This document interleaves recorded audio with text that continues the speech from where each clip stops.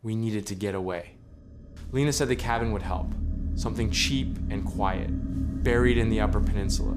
Just me, her, and Marcus, our old friend from college. The listing described it as a cozy, off-grid escape perfect for disconnection and healing. Lena booked it that night. "This could fix us," she told me as we packed. She didn't have to say what she meant. We both felt it. We hadn't been right in months. "I don't know if a cabin can fix what we broke," I said. "Maybe not," she replied, "but silence might." Marcus didn't know about our problems. He just wanted beer, space to hike, and a few days without technology. I think that's why we invited him. Someone there to remind us of normal, to break the tension. We drove for hours. Cell service died halfway. GPS followed. I held my phone to the window just in case. Nothing. No bars. No signal. Just the mocking little SOSs in the corner. We had to rely on the instructions the host sent and we had written down. The final steps read, "Turn right at the tree with 2 red ribbons. Follow the road and make a left at the wooden sign which reads private property. Cabin will be on the left. If you reach the pit, you've gone too far." By the time we arrived, the sun was gone. The woods were swallowing the last light like water down a drain. The cabin sat low to the ground, its windows like tired eyes. A porch light buzzed yellow above the door. It was the only thing that looked alive. We parked the car and hopped out to inspect it further. "Rustic," Marcus muttered. Lena forced a smile. "You mean charming? It may not be the prettiest, but at least we made it here. And the power seems to be working, so that's a plus," I said, letting out a sigh. We unloaded the car and brought our bags inside the cabin to unpack. Inside, the first thing we noticed was how clean and tidy it was. Someone had cleaned it recently and hadn't left a speck of dust or a single dirty dish. Not only that, but the cabin felt bigger on the inside. I noticed a note on the side table by the door. It read, "Welcome, we are happy to have you, and we hope you enjoy your peaceful stay in our cozy cabin." In total were 3 bedrooms, a bathroom in the hallway, a kitchen, and a spacious living room with a large fireplace. Me and Lena took the bedroom with the king-size bed, and Marcus took the other with the queen. It wasn't lavish by any means, but everything inside felt of high quality and like it had been well maintained. Since we had an extra room, we used it to put our stuff in. It had a smaller sized bed and a toy chest in one corner. It seemed to have once been a child's room, but now sat hollow and vacant.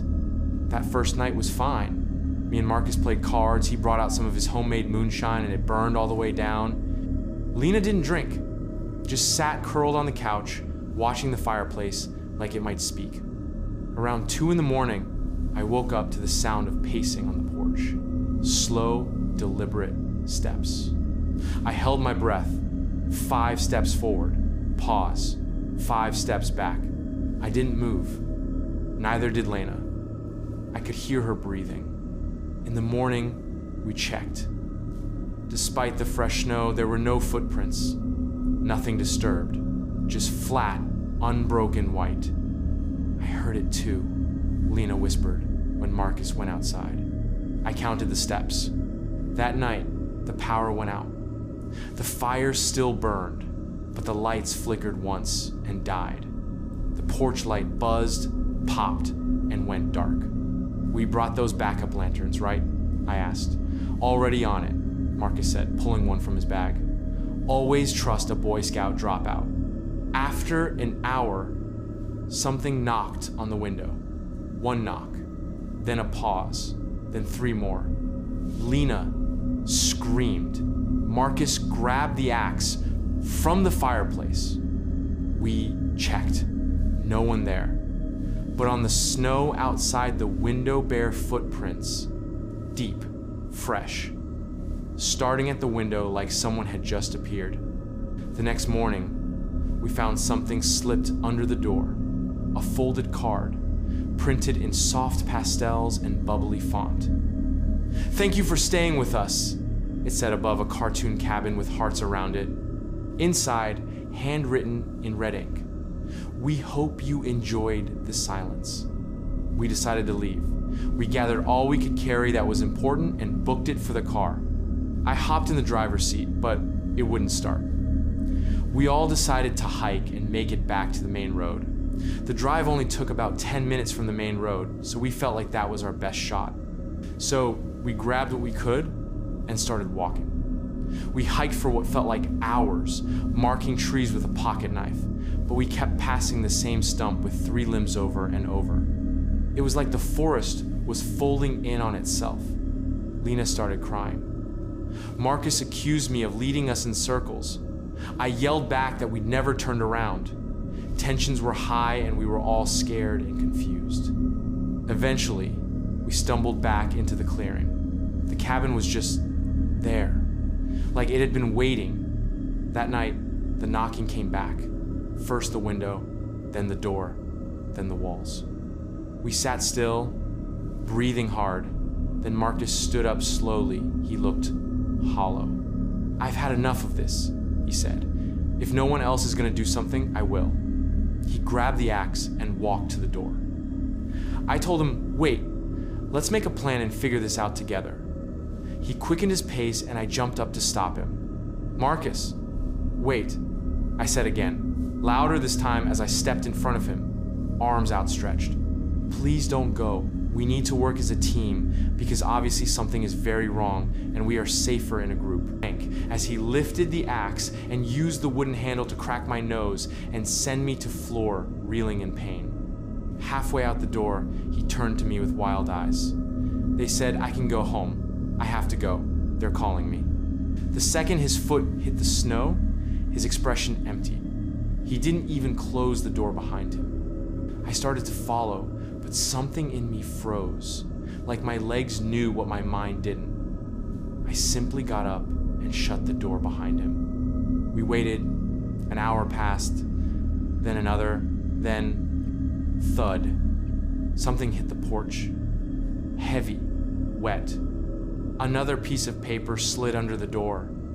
We hesitated to move, and it felt like hours before I gained the courage to stand. It said, "We only take what's given." I opened the door. 2 severed hands. Marcus's, his fingers curled and still twitching. Freshly severed arteries and tendons gushing bright red blood onto the white. I slammed the door shut and fell to the floor crying. Knowing behind me was the only thing left of my friend. Lena didn't speak after that. I guess neither did I. Neither of us slept that night, and we both sat in silence in the living room, knowing Marcus was dead, and his hand sat lifeless and cold on the porch. The next day, she began frantically rummaging around the house, going through all the rooms, cabinets, and drawers. She found an old toy chest in the back bedroom. Inside, broken crayons and scraps of construction paper sat underneath old wooden toys. She used them to draw loops and spirals on the walls, symbols, names. "I can hear them in the walls," she whispered. "They keep saying my name." She stopped eating, stopped sleeping. I found her crouched by the fireplace, whispering into the flames like it was answering. "Can you grab the lantern from the back room? I'm scared of the dark," she asked, voice low, eyes never leaving the fire. I nodded, stood up, walked 10 seconds into the dark. When I came back, she was gone. The front door wide open, no footprints, nothing but wind and silence. I found one more drawing on the wall, different from the rest. A message. "Don't follow.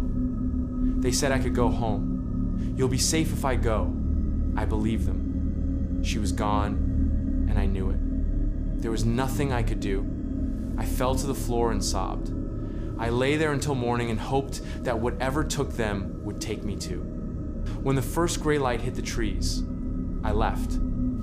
I walked until the snow turned to slush, until the trees thinned, and I could hear the hum of distant trucks. A snowplow picked me up. I said, "I got lost hiking." Nothing more. The police investigation led to nothing other than Lena and Marcus's family believing I killed them for having an affair behind my back. They accused me of double homicide and said the motive was a crime of passion. Police told me they theorized I had taken them to the woods to kill them after finding out about an affair.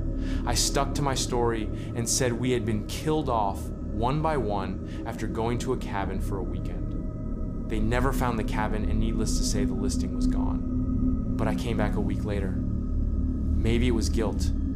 It didn't feel right to be alive.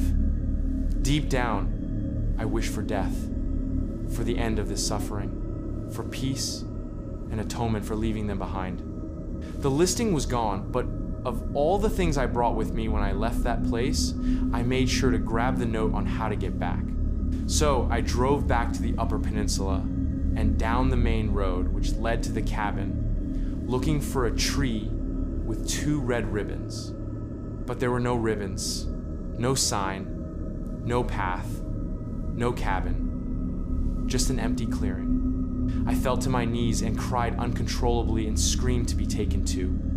It was as I lifted my wet face from my cold hands that I spotted something red on the ground in front of me. Half buried in the snow was a single broken crayon, its red tip poking out, like it had been placed there just for me.